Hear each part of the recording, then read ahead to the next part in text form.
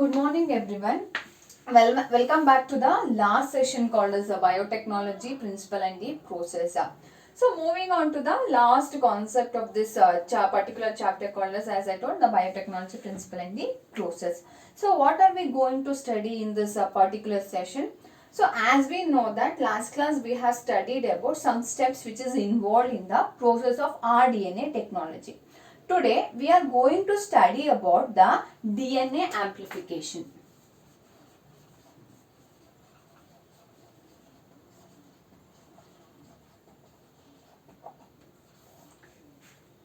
So the very word itself will tell you that what is DNA amplification. Amplification means what? Multiplication. So amplification means what? Multiplication. So, it is the process of making a multiple copies of DNA segments in vitro using PCR. PCR means what? Polymerase chain reaction. So, DNA amplification, it is the process of making of multiple copies of DNA segments in vitro by using the PCR. So, the contribution. So as we know that the polymerase, the Taq polymerase. So the Taq polymerase. So what is the contribution of bacteria? What is the contribution of this bacteria called as Thermus aquaticus?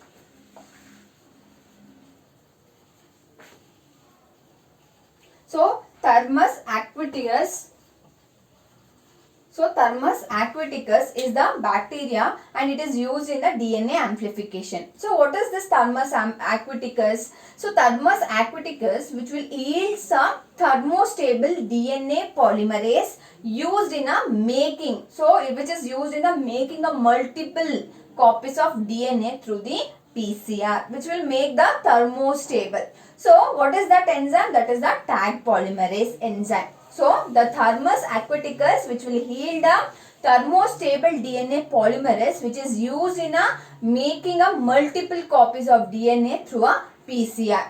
See, you can see in your textbook the diagram which will show the multiple copies of DNA which is formed by using the PCR. That is polymerase chain reaction. So what is this DNA amplification? It is a process of making of multiple copies of DNA segment using the PCR. So what is the contribution of Thermus aquaticus in the DNA amplification? So the Thermus aquaticus yield a thermostable DNA polymerase which is used to make a multiple copies of DNA through the what? PCR. That is about DNA amplification. Next is thermostable DNA polymerase enzyme. That is, as we told, that is a Taq polymerase enzyme. What is it? It is an enzyme which will remain active. Which will remain active during the high temperature to induce what? To induce the denaturation of double-stranded DNA. So, such repeated amplification is achieved by what? Achieved by using of what? So, that the thermostable DNA polymerase which is isolated from a Thermus aquaticus which remain active during the high temperature including the denaturation of double-stranded DNA. So that is about this thermostable DNA polymerase enzyme, that is the Taq enzyme. Understood? So it is an enzyme which will remain active during the high temperature to induce the denaturation of the double-stranded DNA. Right? That is about the Taq. So what are the steps that are involved in the DNA amplification? So what are all the steps, different steps which is involved in the DNA amplification? Here you can refer the textbook for the diagrams where you can see that the first step in the textbook, that is denaturation, annealing and the extension of primers. So all this. So the steps that is involved in the DNA amplification are, first one is denaturation. Second one is primer annealing. Third one is extension of primers. right? So these are the three very important steps which is involved in the DNA amplification. So you can see the double stranded DNA. So that in the you can see that in the diagram, the first step, it is a denaturation. So this you can see, I'll show it in your textbook, that is in page number 203, I think so, 202. So you can see here, you can see this denaturation, annealing and the extension, right? So in this diagram, the first step, as I told, denaturation. So this so when it is subjected to a 94 degree or the 94 to 95 degree, where you can see the denaturation step, right? So then the primer annealing stage and the extension of primers. Now let us study what is this denaturation, what is this annealing, and what is this extension one by one.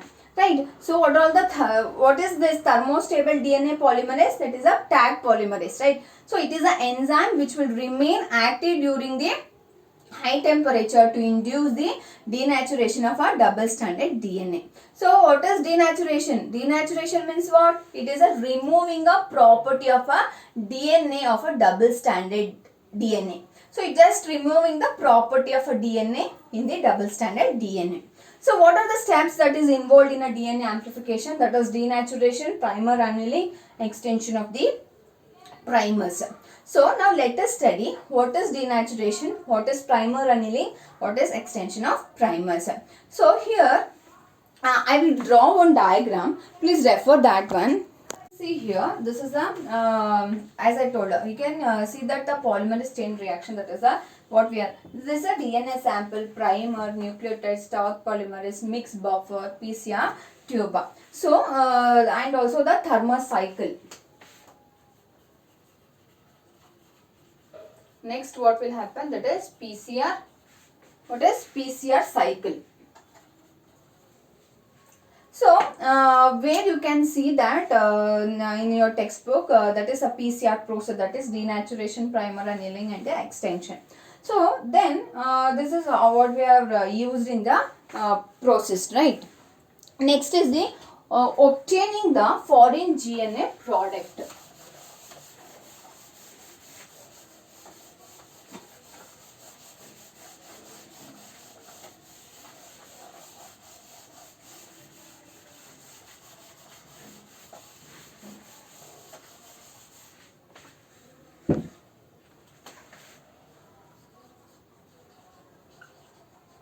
Obtaining the what? Obtaining the foreign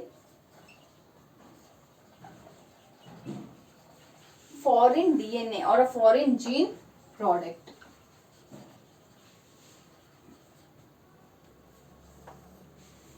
So, when a piece of alien, that is a foreign DNA, is inserted into a cloning vector and then it is introduced to the host cell. Host cell, it might be a bacteria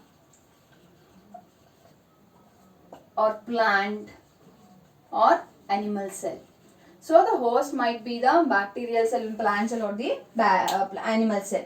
So it gets established. It is the, as I told, it's the first is the very important, that is obtaining the foreign gene product. So what is the first step here? So when a piece of foreign DNA is being inserted to a cloning vector, then mean it has been introduced to the host cell. It might be a bacteria, plant or the animal cell. If gets established, after which the recombinant plasmids synthesize the desired protein under the appropriate condition, right? So next, the desired proteins can be, now whatever the desired proteins can be produced in a large scale by multiplying the cell in the bioreactor, as we know that, right? So it is to produce what? To produce a desirable protein is the ultimate aim of this recombinant DNA technologies, right? So what is the very important aim of this recombinant DNA technology?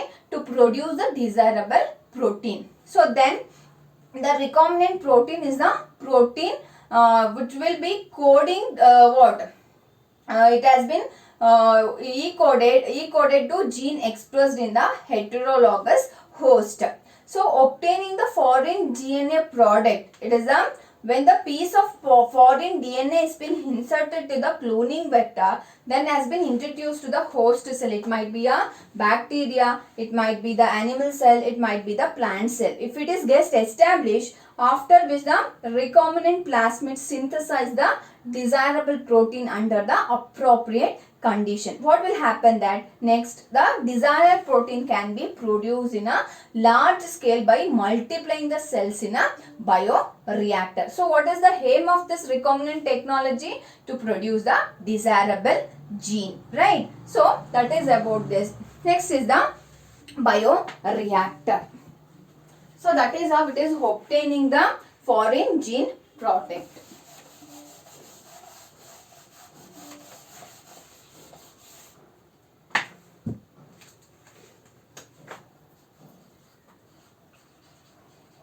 Next is bioreactor.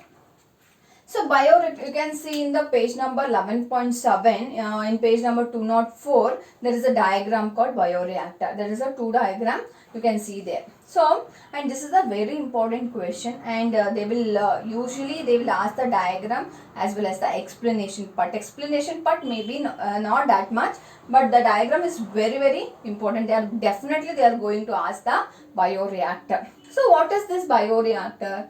It is a vessel in which the raw materials. So it is a vessel where the raw material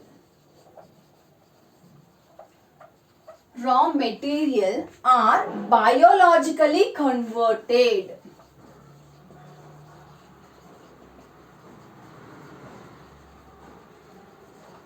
Are biologically converted into a specific products.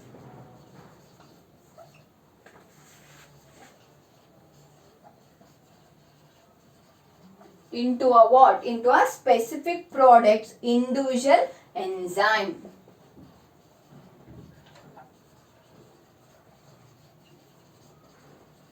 Individual enzyme, etc. So it is the vessel where the raw material.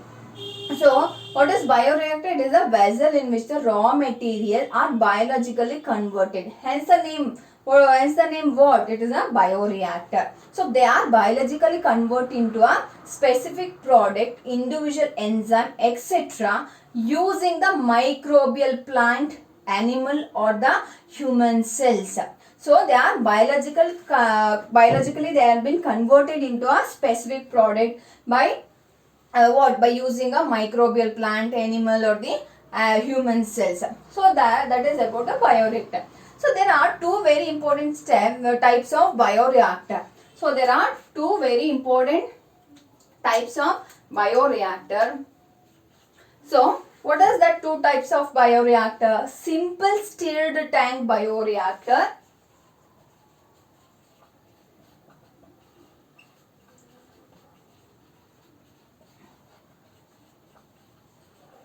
So simple stirred tank bioreactor and the sparked stirred tank bioreactor. Sparked stirred tank bioreactor. These are the two types of bioreactor. That is, what is bioreactor? It is a vessel where the raw materials are biologically been converted into a specific products, individual enzymes, etc. where using the microbial plant, animal or the human cells. There are two types of bioreactor, simple stirred tank bioreactor and the sparked stirred tank bioreactor. Now let us see what is the difference between these two. Right. Moving on to the first one is simple stirred tank bioreactor. So it is a, you can see in the diagram of your textbook in 204. So there is a diagram. So they have a what? It is a large cylinder vessel which have a curved base. They have a curved base which will facilitate the mixing of the reactor content, which will helps to facilitate what? Mixing the reactor contents, right? So you can see in the textbook, as I told you, they have a curved base which is which is helps to facilitate the mixing of the reactor content, right? So what is this function? The function of the stirrer. What is the function of this stirrer? Stirrer is the simple stirrer. It is a simple where actually what does this stirrer means? The very word it will says that stirrer means mixing. It means what? Mixing. That is stirrer means what? Mixing. Function, the stirrer facilitate the proper mixing of the reactor contents and which will circulate the oxygen through the bioreactor. So what is simple stirred tank bioreactor? It is a large cylindrical vessel which will having a curved base to facilitate the mixing of the reactor contents, and the function of this stirrer is stirrer in the simple stirred bioreactor. It is to facilitate the proper mixing of the reactor content and also to circulate the oxygen through the bioreactor. So next is, what are the major components of this simple stirred tank bioreactor?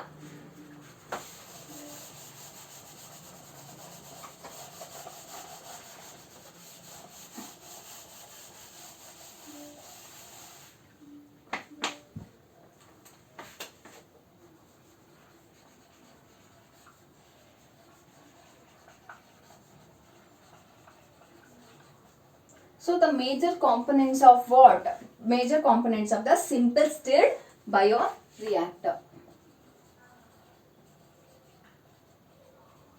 Simple stirred that is simple stirred tank bioreactor.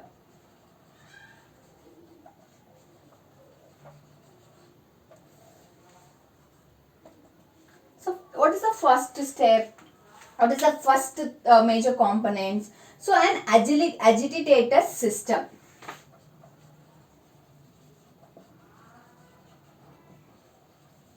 First one is the agitator system. Second one is the an oxygen delivering system.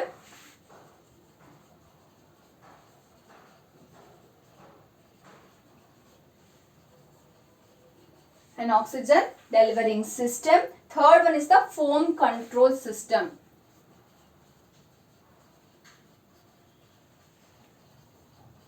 You can see this in your diagram, right? Foam controlled system. Next is temperature controlled system.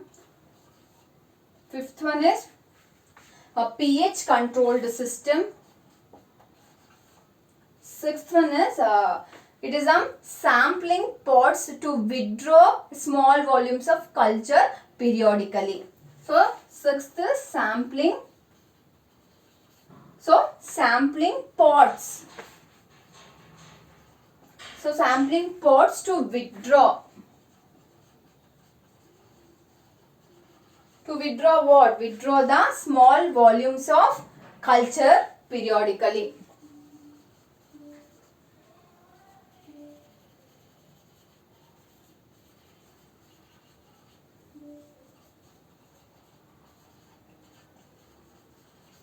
So these are the major components of simple stirred tank bioreactor, that is agitator system, an oxygen delivering system, foam control system, temperature control system, pH control system, and the last is sampling port to withdraw small volumes of culture periodically. So you can see in the notes as well as in your textbook for a more reference, that is about the simple stirred tank bioreactor. You can see that. You can please refer the textbook for the diagram, right? Now next is the moving on to the next one is the very important concept of your this chapter,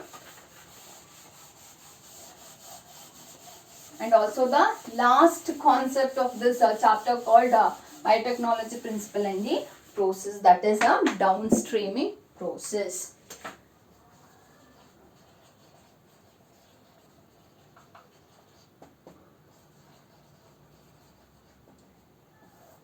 So downstreaming, as I told, it is the last part of this chapter and also the concept of this chapter, that is the downstreaming process. So what is this downstreaming process? It is a where the process includes, here in this process which will includes the separation and also the purification. So the process which include separation and the purification, which are collectively called as what? Downstreaming process. So the process includes what? Includes the separation and the purification of the desired gene, which is are going to collectively. These are collectively which we called as what? Downstreaming process. So here in this process involves the recovery, that is the isolation and the purification of biosynthetic products from the natural resources, such as the, it might be the animal or be plant tissue or the fermented broth. So the product that has been here this process, as I told you, this process which will involve the recovery, that is the isolation and the purification of the biosynthetic products from the natural resources, like such as animal or plant tissue or the fermentation broth. So the product, it has to be formulated in a suitable preservatives. So whatever the product it has been formulated in the suitable preservative. So here the downstreaming process makes what we call it as a crude bioproduct marketable.